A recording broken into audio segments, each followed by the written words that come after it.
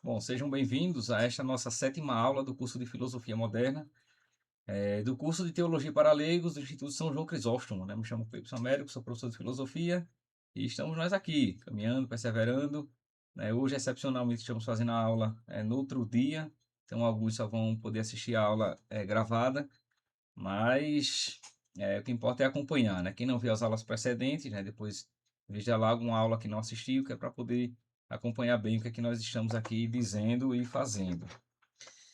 E na aula passada, nós começamos a falar um pouco sobre a política, né? O tema da filosofia política. Isso porque a modernidade, conforme a gente já começou a ver, a modernidade ela vai dar um enfoque importante e diferente à dimensão política, né? A gente começou a ver filosofia política e vamos ainda permanecer um pouquinho nessa temática da filosofia política, porque, como disse, gente, é na modernidade que nasce a teoria e a ciência política. Não a teoria, mas a ciência política. A teoria política já havia.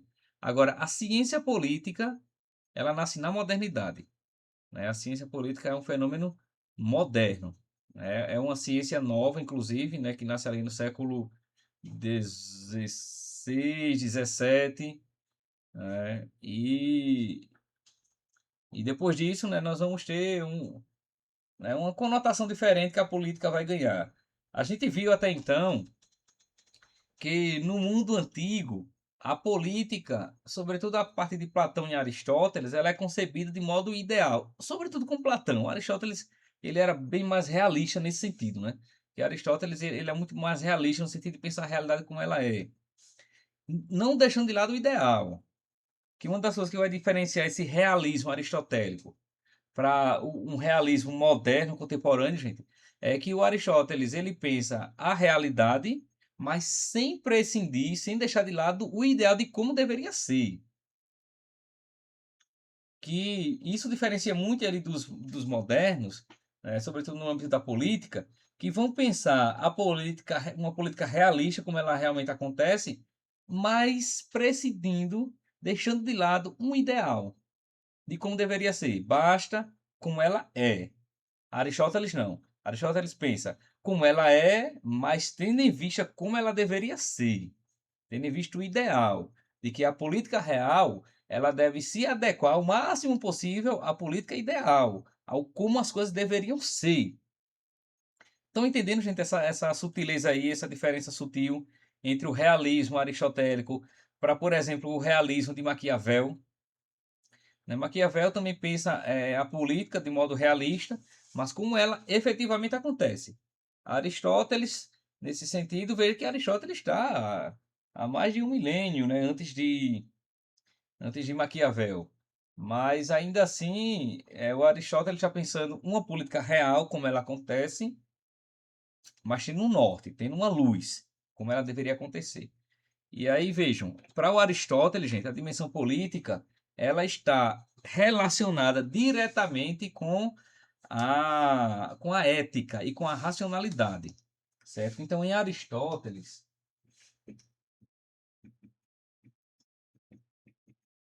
gente, a política ela está relacionada sobretudo com a ética, né? Mas não só com a ética, com a educação, com a ética, com a educação. Eu vou deixar aqui em ética e educação, depois a gente joga isso um pouco mais. Veja, a política em Aristóteles, e ele tem uma obra chamada Política, né? Ele tem um livro chamado Política. Na aula passada a gente falou mais da República de Platão. Na Política, nesta obra chamada Política, Aristóteles lá concebe a sua teoria política e o estado de como ele deveria ser, como a política deveria realmente acontecer, né? E como ela acontece como deveria acontecer. Então ele pensa que a política ela está relacionada com a ética e com a educação. Aristóteles não dissocia de modo algum, seria algo abominável para o pensamento platônico aristotélico pensar uma política dissociada da ética. Porque assim como Platão pensava que quem deve governar são os sábios e os virtuosos, não é? Aqueles que procuram uma vida racional, procuram ser filósofos, filósofo quer dizer sábio, né? Então, para Platão, quem deve ser governante é só quem for sábio, e além de ser sábio, ser virtuoso, ter um alto grau de honestidade, de virtudes morais, né? Uma pessoa imoral não pode governar, para não servir de mau exemplo para ninguém. Isso no pensamento platônico, né?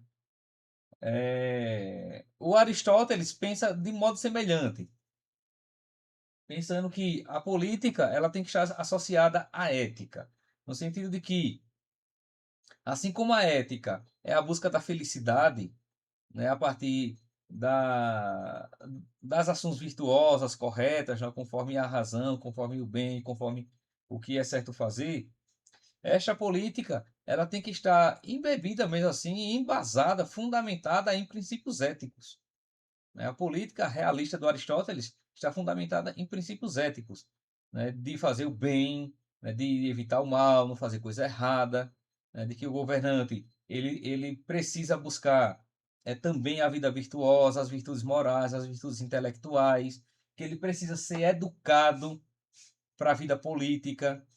E esta educação para a vida política não é apenas para o governante. Aristóteles estende isso um pouco mais, gente. Aristóteles pensa que a política, né, e a educação política tem que se estender a todos os cidadãos.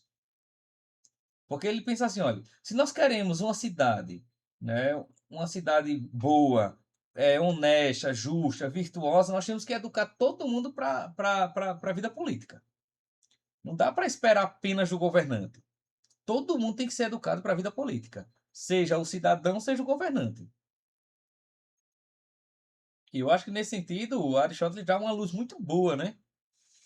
De que a educação política tem que ser para todos. E aí é lógico que quando ele está falando em política, de modo algum o Aristóteles está falando, gente, em uma política partidária, tem nada a ver, né? Isso aí, nada a ver. Ele está falando da dimensão política no sentido mesmo de sociabilidade, no sentido de deliberar, de construir a cidade, de fazer a cidade funcionar, da governança, enfim, tudo isso, né? Não dá para pensar na época de Aristóteles partidarismo, não é? Simplesmente não dá. Mas a política no sentido muito mais profundo de como ela é, né? Hoje, quando a gente pensa política, a gente pensa mais a política no sentido partidário, né? Então, quando a pessoa diz assim, eu gosto de política ou eu não gosto de política, geralmente está ligado a partidarismo. Eu gosto da política partidária, ou eu não gosto da política partidária. Mas a política em si mesma não é isto. Porque sem partidos, ainda assim nós temos política, né? Partidos são apenas formas de organizar a dimensão política, mas a dimensão política antecede esta dimensão partidária, gente. E isso a gente percebe muito claramente nos principais teóricos da política, no Platão, no Aristóteles, no Maquiavel, no John Locke, né? E outros autores que nós vamos, uns que nós já vimos, outros que nós vamos ver, certo? Então veja, o Aristóteles pensa que a política é algo natural ao ser humano, porque o homem é por natureza um animal político. Ele até usa a expressão para definir que o homem é um animal político, ele usa esta expressão: zoon politikon, animal político. Certo? Então Aristóteles ele define o homem, vocês podem colocar isso, né? Tomem nota disto. Aristóteles define o homem como um animal político. Zoon politikon. Politikon.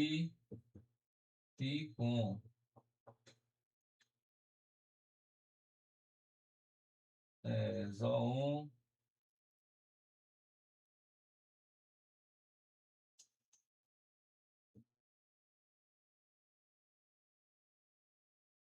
Zoon politikon, é a expressão grega do Aristóteles, certo? Isso aparece na obra Política, né, do Aristóteles. O homem é um animal político. Assim como é um animal racional, a gente já viu isso, né? Assim como ele é um animal racional, ou seja, um zoon logikon. Logikon quer dizer que usa o logos, a lógica, né? O raciocínio, a razão. Ele é, ao mesmo tempo, um zoon logikon, um animal racional, mas também um zoon politikon, um animal político. E aqui é no sentido, sobretudo, de que o homem, ele por natureza, ele constrói cidade, constrói civilização, necessita de sociabilidade para se desenvolver enquanto ser humano. Enfim, né, que a política é connatural ao homem. É connatural, que não é possível um desenvolvimento humano sem a dimensão política. né? Sem a dimensão social, de sociabilidade, né? O ser humano não sobreviveria isoladamente, o que é verdade, né? Se você pegar um bebezinho e colocá-lo isolado, sem ninguém, não é, numa floresta, ele simplesmente não sobrevive. Ele tem que ter, no mínimo, a sociabilidade dos pais, no mínimo, do mínimo, do mínimo, né? Isso para mostrar que o homem tem, por natureza, uma essência social, política, certo? Então ele é um zoon politikon. E veja, Aristóteles pensa, gente, que a cidade, a civilização, a sociedade, ela deve tentar possibilitar o máximo possível uma vida boa para todos. E que a finalidade da política, e aí vocês tomem nota disso, né? Para Aristóteles, a finalidade da política é a busca do bem comum. A política existe para o bem comum, né? Para que todos vivam, se organizem e tenham como ponto fundamental, final, inicial, o bem comum. Que na doutrina social da igreja vai se dizer o bem comum comum a todos, né? Então, veja, o ideal de bem comum, gente. O bem comum, certo? E por que Aristóteles pensa essa ideia do bem comum, né? Ele pensa essa Boa ideia... noite, professor. Ele dá boa noite. Tudo E bem? não era só de 8, de 20 horas? Não, mesmo horário, 7h30. Era. Oxe, 7h30. tu não disse que ia se atrasar? Não era tu, não? Não, foi não. Ah, então desculpa. Sem problemas. Tá. Foi Aldo que ia se atrasar. Ah, por minha ansiedade. É tão grande que eu achei que era o professor. Foi Aldo. Bom, Ai, mas estou aqui, pronto. muito bem, bem-vinda, bem-vinda. Então, gente, vejam que o propósito da política é o bem comum. Que isso, na verdade, está ainda, né, pelo menos no ideal da nossa política moderna, contemporânea. É a ideia do bem comum. A política ela é feita para o bem comum. A política não é feita para servir a interesses particulares.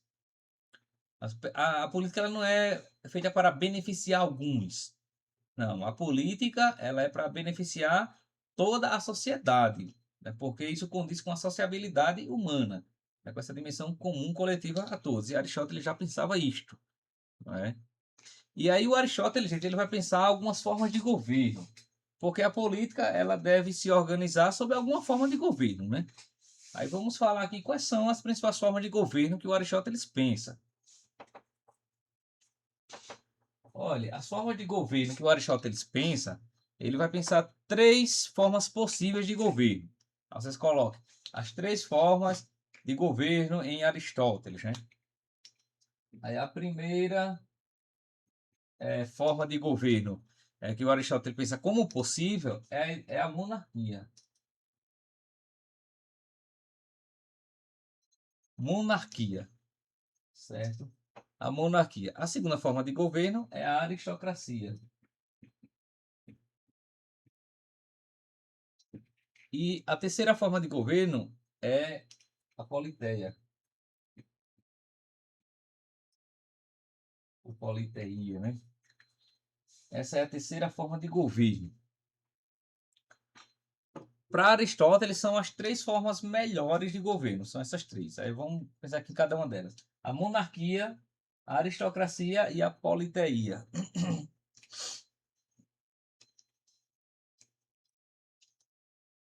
Veja, a monarquia é o governo de um só, né? A monarquia quer dizer o governo de um só. Monar vem de monó, que significa um apenas, né? É como a palavra monossílaba.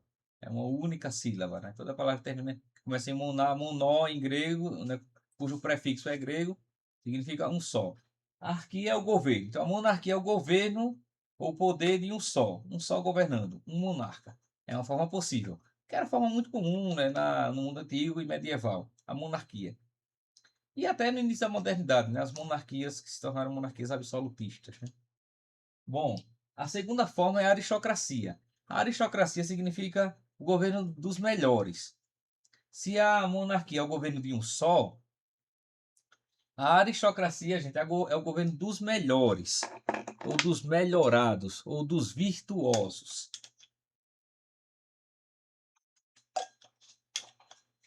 A aristocracia, conforme o Aristóteles pensa, é um governo de uma elite, mas de uma elite virtuosa. Não é de uma elite banda voa, não, viu? É de uma elite, assim, né, no sentido dos melhorados, né, de um grupo de pessoas que se destacam pela virtude, pela sabedoria. Então, estas pessoas seletas, escolhidas mesmo assim, né? Essas pessoas que formam a aristocracia da virtude e da racionalidade, estas pessoas é que poderiam governar, para não botar qualquer um lá. Então, aristocracia quer dizer isso, o governo dos melhores, o dos mais nobres. Mas dos mais nobres, conforme Aristóteles pensa, não é uma nobreza material, não, viu?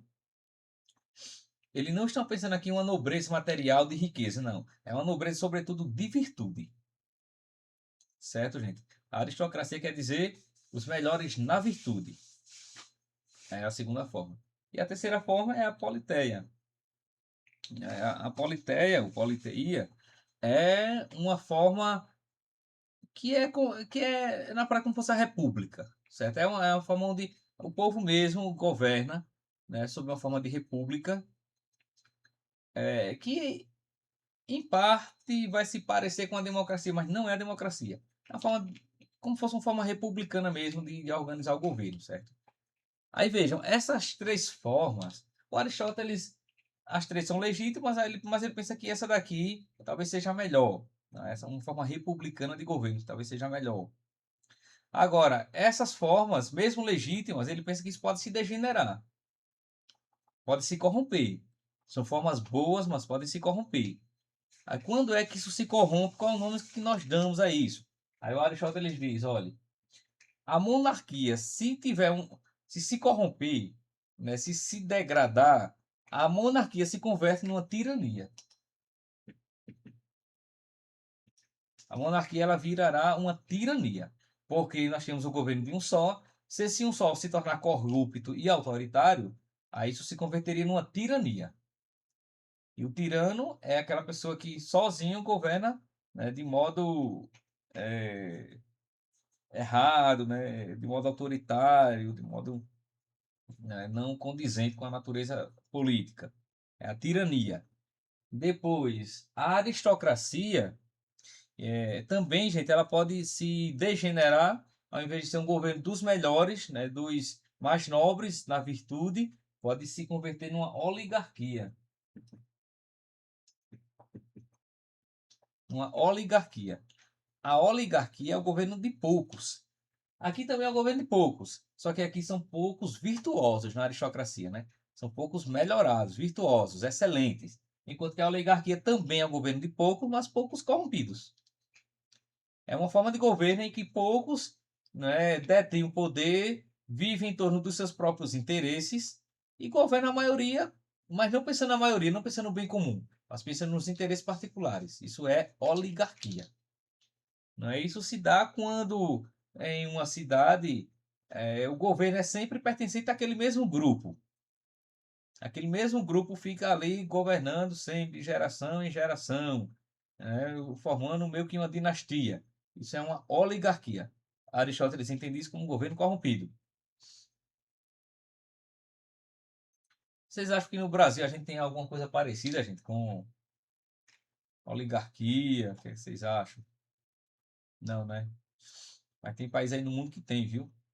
Que ali na cidade é sempre as mesmas pessoas, o mesmo grupo que fica governando, fica se sucedendo entre eles mesmos. Tem isso, né? E depois, a terceira forma, que é a politeia, ela pode se degenerar. A república pode se degenerar. E a degeneração da república ele chama de democracia.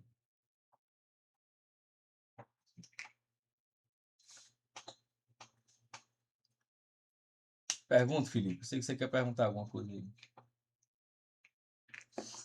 Quer não?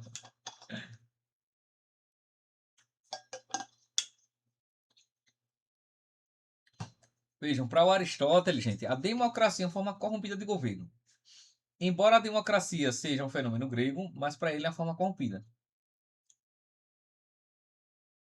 e é corrompida pelo seguinte: como a democracia é o governo da maioria, o governo do povo, ele pensa que a maioria ela pode fazer escolhas ruins. A maioria pode levar a cidade para um caminho ruim. Porque a maioria pode fugir da racionalidade, pode. A maioria pode fazer uma escolha que comprometa todo mundo, inclusive comprometa o bem comum, pode. Ou seja, a democracia pode dar frutos ruins. E a experiência demonstra, gente, que parece que o Aristóteles não está errado, não, viu? A democracia também tem suas mazelas. Também tem seus limites, também tem seus riscos. Né? A maioria pode fazer uma escolha comprometedora. Né? Não, Aquila Fernanda, diga aí. Olha, se a gente pensa na contemporaneidade, gente, tipo, a ascensão, veja só um exemplo de como a maioria pode fazer uma escolha ruim e perigosa. Na ascensão de Hitler ao poder, foi com consentimento da maioria. Né? Quando Hitler ele entra na vida política, né? E aí lidera o Partido dos Trabalhadores Socialistas, né? Alemães, Partido Nacional Socialista dos Trabalhadores Alemães, que no começo era só Partido dos Trabalhadores, né? Depois Partido Nacional Socialista dos Trabalhadores Alemães, quando ele lidera o Partido Nazista, e nazismo é a sigla, né? Que, é, que dá, pega o nome, né, de toda essa descrição, resumir em nazismo. Quando ele sobe ao poder, ele toma, foi com consentimento e com aplauso da maioria. Né? Veja que o Hitler ele foi um político que fazia discursos, ele tinha uma oratória muito boa, né? Falava muito bem, se expressava muito bem em público, e ele, quando falava, quando ele fazia as suas propostas, ele encantava muita gente. Né? Suas propostas para a Alemanha derrotada, né, depois da Primeira Guerra Mundial e subjugada ao Tratado de Versalhes, né, que impôs sérias sanções, né, à Alemanha. Então Hitler pegou todo esse ressentimento que o povo alemão tinha, né, por ter saído derrotado, né, da Primeira Guerra Mundial e começou a vender esperança. Começou a vender esperança, começou a se apresentar como uma boa esperança para o povo e o povo apoiou em massa Hitler. E aí depois, como deu naquele mortinho que deu, né? Mas veja, a maioria pode fazer uma escolha perigosa para todo mundo? Pode. Diz, Jéssica Hernanda.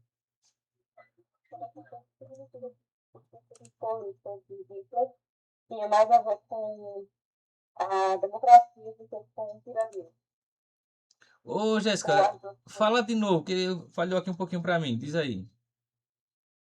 O que significa, então, que o tipo de política que Hitler adotou tinha mais relação com democracia do que com tirania? Ou No... era Ah, não, a gente pode dizer que no começo, né, Hitler ele ascendeu ao poder sob uma forma democrática, né, com o apoio da população, das massas populares.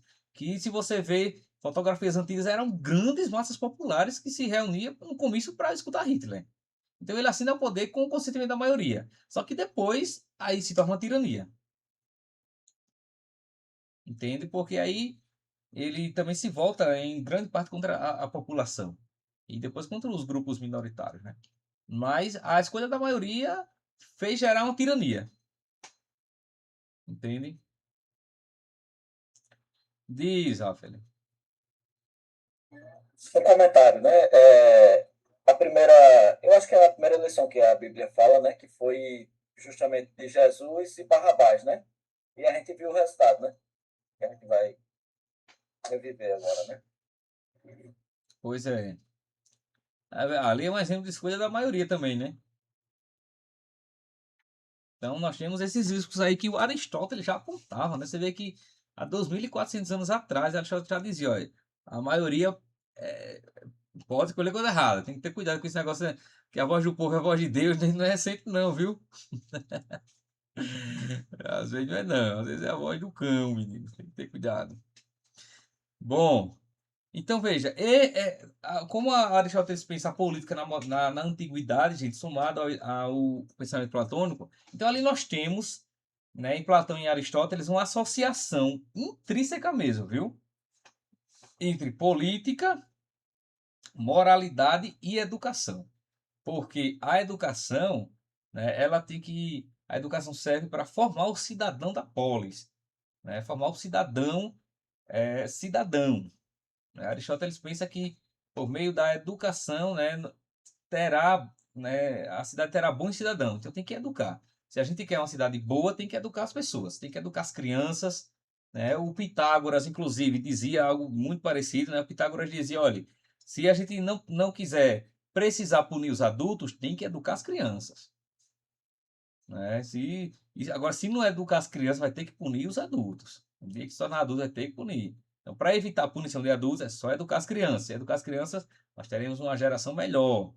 Né? E eu acho que isso que o Pitágoras falou, gente, e que o Aristóteles também adota, eu acho que isso está muito atualizado, não está não? Se a gente educar bem as crianças, nós vamos ter uma geração melhor. Agora, se a gente não educar bem as crianças, deixar elas fazer o que ela quer, não dar limites, né? A criança é quem escolhe o que quer, escolhe a comida que quer, escolhe se quer ir ou não quer ir, né? Se educa dessa forma, é claro que nós vamos ter uma geração pervertida, né? Porque me parece que hoje em dia tem muito isso, né? A mãe e o pai diz: Ô meu menininho, você quer comer o quê? Menino, quero isso. Aí quando a mãe traz a ele: Não, não quero não, eu quero aquilo. Aí vai e pega. Aí depois ele belisca e eu quero mais não, eu quero ir pra rua, Eu quero ir pro quarto jogar. Aí a mãe vinha pra cá e comer com a gente: Não, eu quero ficar aqui jogando, né?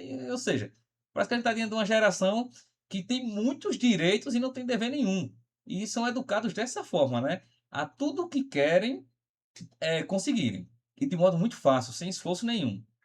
Aí é claro que nós vamos ter uma geração de menino doente, necessitado de consultório, né, inseguro na vida, cheio de problemas psicológicos e psicossomáticos, porque não aprendeu a realidade da vida, que às vezes tem sim, às vezes tem não, que tem que ter esforço para as coisas, que não pode ter tudo de mão beijada, que não tem os pais para sempre, para estar dando. Aí tem muitos que acabam não desenvolvendo um espírito de garra, de luta, de correr atrás, não, porque acostumou-se a receber tudo com a lei do mínimo esforço.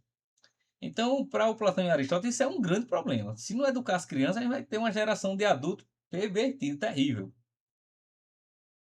E se a gente olha aí, gente, a gente tem, né, uma geração de jovens que estão se tornando adultos assim, muito despreparados para a maternidade e para a paternidade, né? Você vê cada tipo de criação, né, que os avós da gente, né, excomungaria todo mundo. É porque simplesmente só não sabe mais educar. Perdeu-se a noção da educação do limite e o limite como algo necessário para a formação da criança. Né? Porque impor limites, dizer não, é uma forma de amar. Né? E muita gente deixou de entender isso, que é uma forma de amar. Acha que dizer não é uma forma de privar, é uma forma de punir. Não é uma forma de amar. Quando é para ser sim, sim. Quando é não, não. Ou quando pode ser sim, agora não. Outro dia. Isso é uma forma de amar. Né? Então, nós temos um problema. Aí o Aristóteles diz, olha, a gente vai ter uma cidade melhor, melhores cidadãos, se nós educarmos bem. Então, e a educação tem que começar na infância. A teoria da educação em Aristóteles é pensando que tem que começar na infância. Não adianta agora querer já educar já um bicho velho que não vai dar certo. Tem que educar a criança. Né? E se a gente educar a criancinha, o resultado pode ser que seja melhor do que pegar o bicho velho, já que já está com a cabeça formada. Não dá. E tipo, eu lido com adolescentes também, né, aqui no estado, e os bichos já estão velhos, já não tem muito o que fazer mais não, viu? Não tem muito o que fazer mais não. Porque o que era para ser feito quando criança, os pais, por não quererem ter muita responsabilidade e que educar é desgastante, acabam terceirizando essa função para a escola ou para quem quer que seja, não assumem seu papel, aí a educação básica que tem que receber em casa, os pais querem que recebam na escola. Não, a escola não é para educar aluno, não. A escola é lugar de instrução. Lugar de educação é em casa e na família.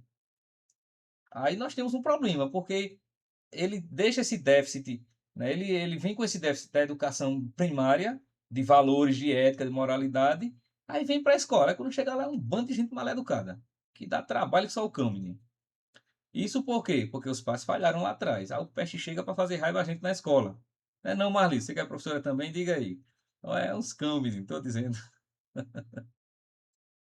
É verdade. Toda vez que a família falha consideravelmente na educação deles, a gente é quem paga o pato.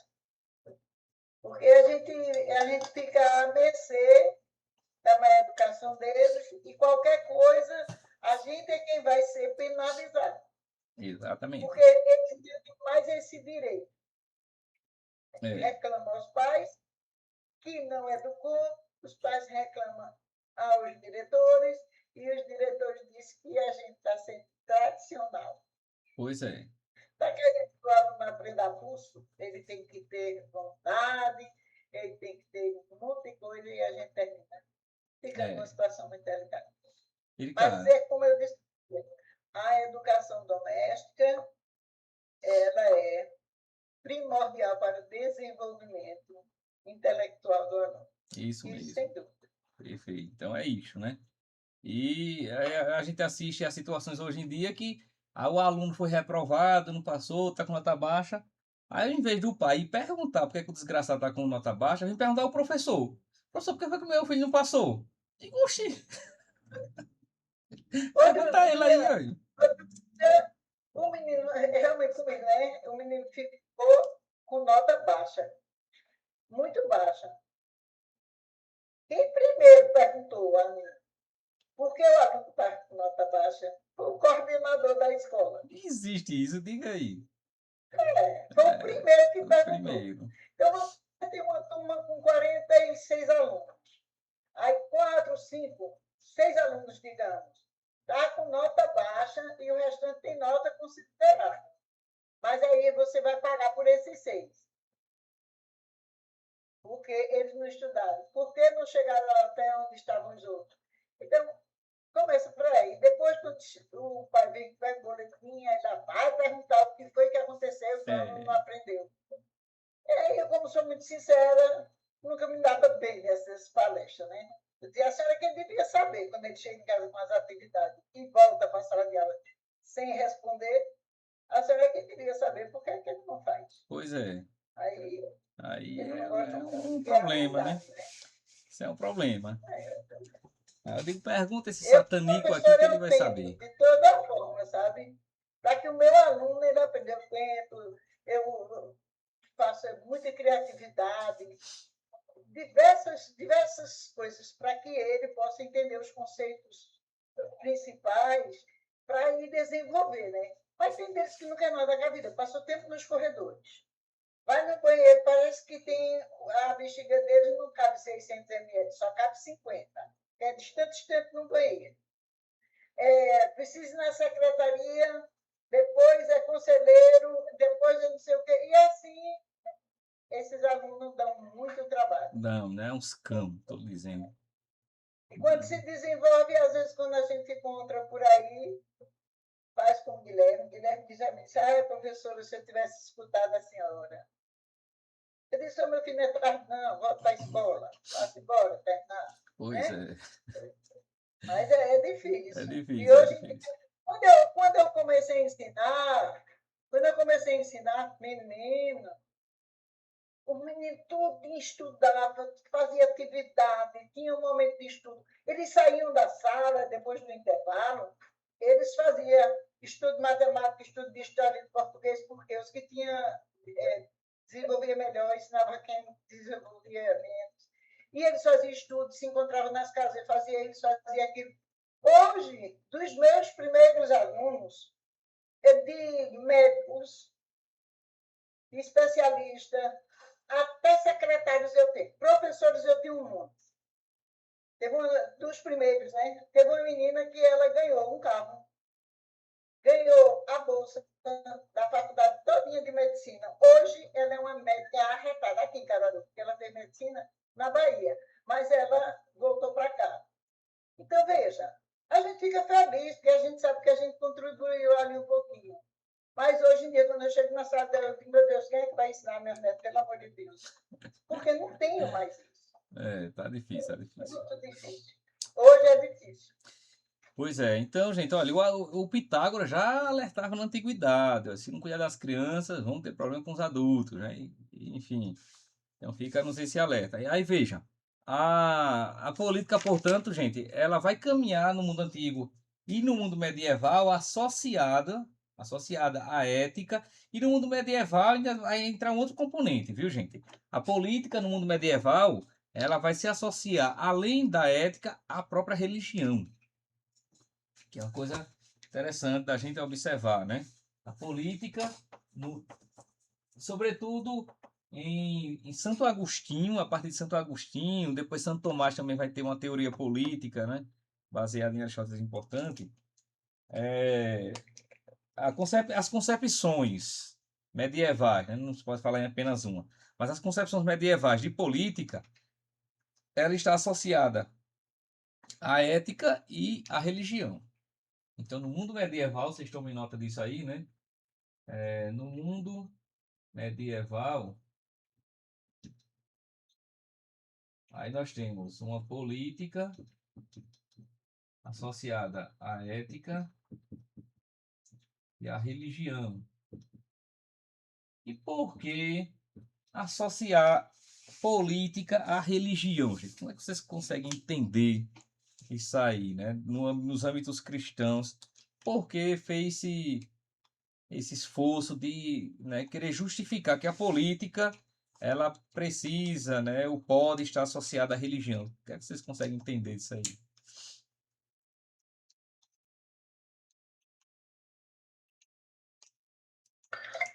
Talvez para ter a obediência do povo, obedecer ao chefe político. Sim, pode ser também. A Bíblia fala que todo poder emana de Deus.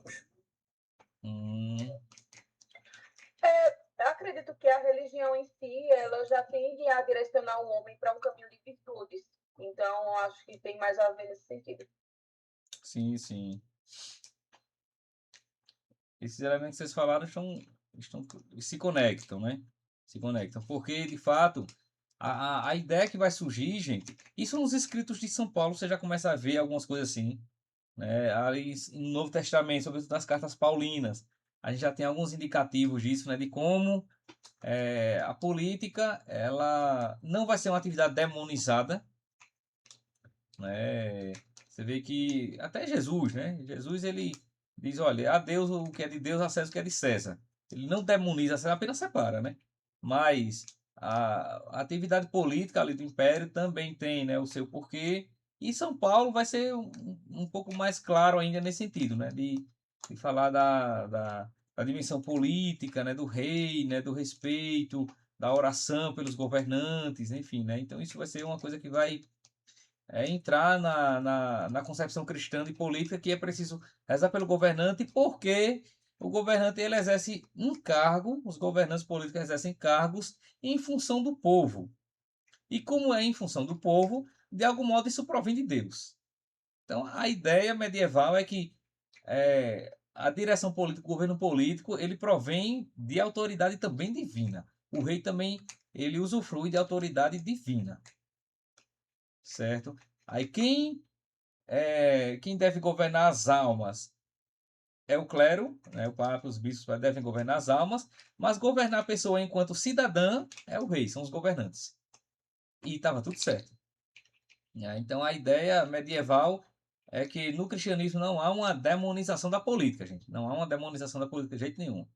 Ao contrário, há essa concepção de que a política ela provém de Deus. Inclusive surge uma teoria chamada a teoria do direito divino dos reis, né? Os reis eles governam com o direito dado por Deus. É por isso que criou-se também o costume do rei, ele antes de começar a governar, ele ser consagrado. Havia o rito de consagração do rei, de coroação, né? De que ele ia para o papa, para um cardeal, para um bispo, e era abençoado, era consagrado, né? E veja que isso fazia parte mesmo da aceitação do povo, né? O povo ia aceitar aquele que fosse abençoado pela igreja. E sobretudo porque nós estamos vivendo aí um período medieval em que a igreja e o Estado caminham intrinsecamente juntos, né? Então, era muito tranquilo nesse sentido. Então, veja que a política no mundo medieval, cristã, na cristandade medieval, está associada à religião e à ética, porque o governante ele não pode estar fazendo coisas que sejam contrárias à lei de Deus. Ele tem que fazer o que é conforme o bem comum, procura ele também ser uma pessoa coerente, porque ele é uma pessoa pública, não pode estar pecando publicamente, né? Não tá, tem que procurar uma vida virtuosa para que ele seja abençoado por Deus para governar. Porque Deus constituiu ele e para que ele governe, ele precisa estar em comunhão com Deus. Então era o costume, gente, dos países católicos, né? Os governantes irem para a missa, ter um lugarzinho distinto, na hora da liturgia, inclusive naquela hora da incensação, ter o rito da incensação das autoridades públicas, que até hoje tem, inclusive, né? O rito da incensação das autoridades públicas. Isso porque eles exercem também o poder em nome de Deus. Entende? Alguma questão sobre o que falamos até agora? Na missa de Paulo VI tem esse rito também, né? Tem, Não sabia.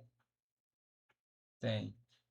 Quando tipo, o governador do estado vai, o prefeito, enfim, né, o presidente, aí até se coloca, né, pode colocar um banco ali, né, à parte, não no sentido, e o sentido disso, gente, é que, veja, o sentido teológico, tem um sentido teológico, não é que a pessoa é melhor do que ninguém não, viu, nada disso não, é porque ele exerce um cargo cujo objetivo é o bem comum, então ele é uma pessoa cujo poder foi constituído por Deus, o poder político, ele é de direito divino.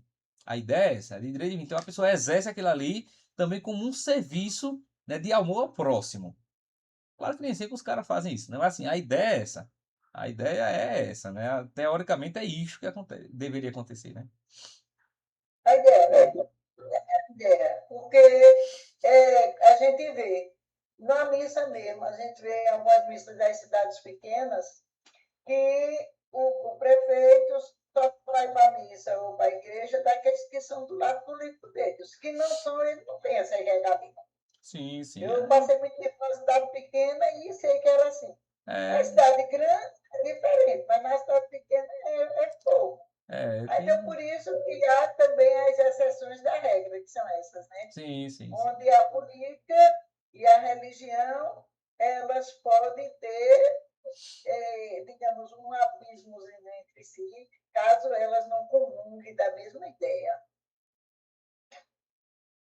É isso. Então, Também na bênção do Santíssimo Sacramento se reza pelo chefe do Estado e exatamente. Toda adoração se reza, né? O cabo pode ser maledito como for, mas o certo é rezar por ele. Né? O certo é isso. Para ver se melhora um pouquinho, né? Para ver se melhora, né? A ideia é essa. É só para ver se o desgraçado, pelo menos pensando bem comum a todos, né? A ideia é essa.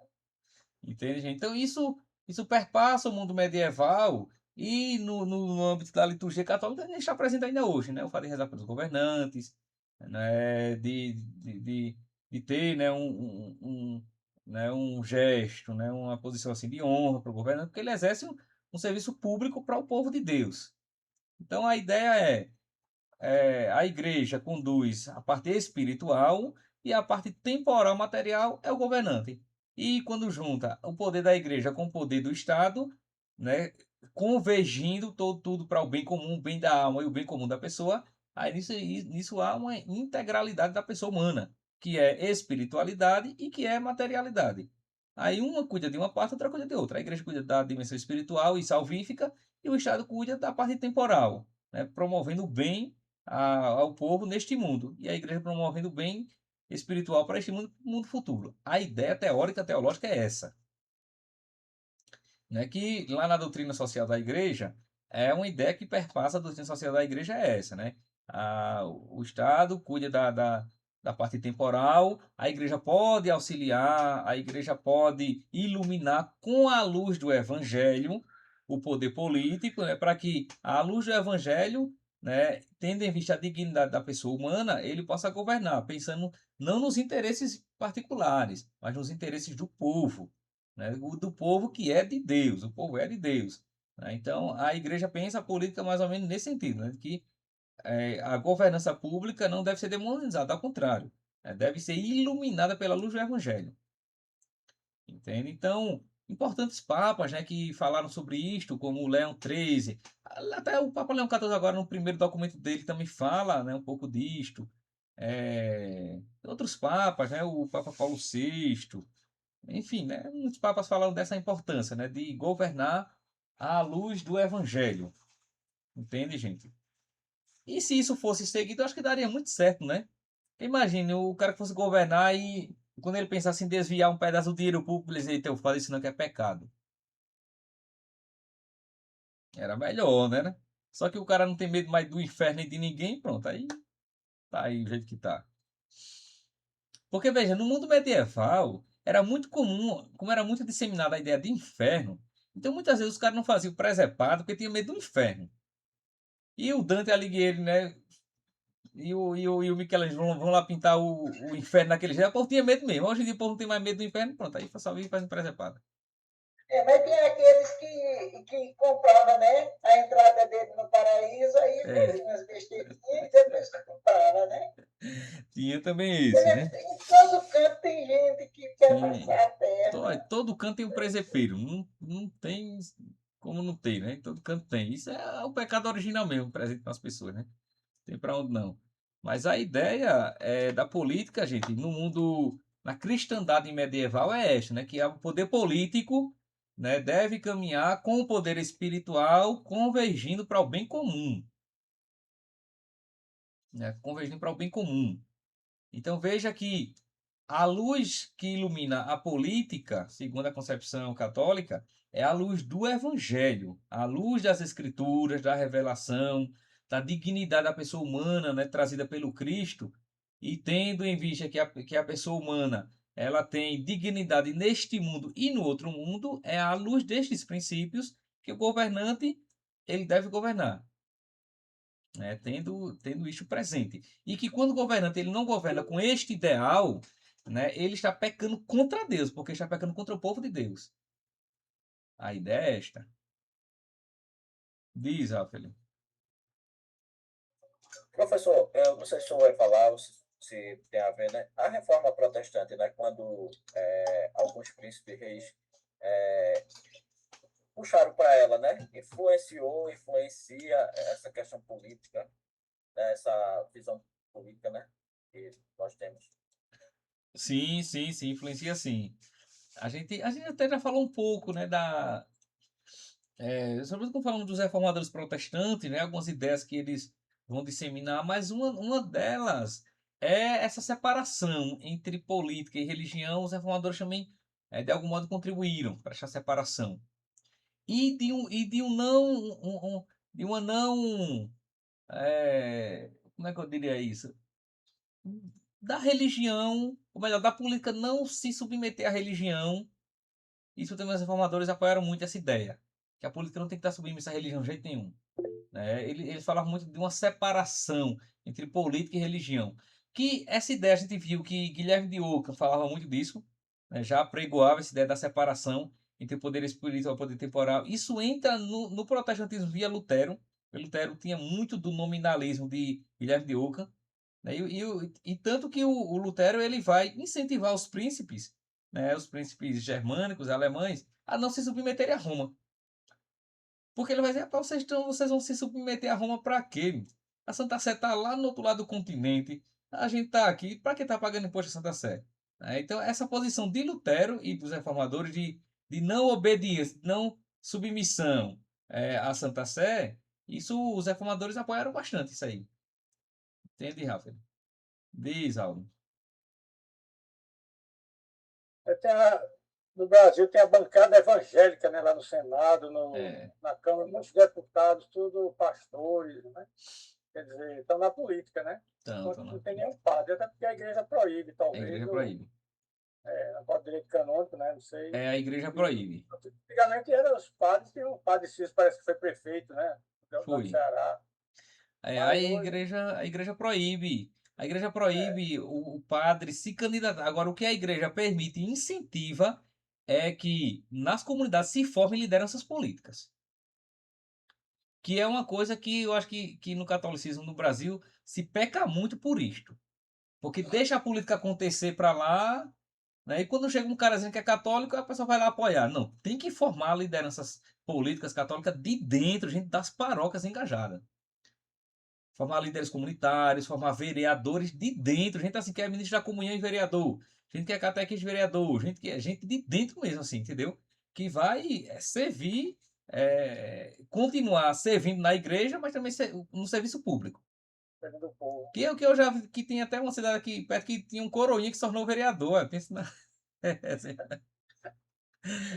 Ainda hoje ele é coroinha e vereador também. Ainda hoje ele é, né? E ele faz um serviço bom, viu? Puxa, é danado.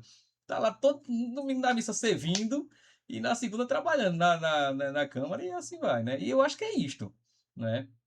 A, inclusive, né, é um incentivo da doutrina social da igreja é de que se forme nos leigos, né, no laicato, lideranças políticas.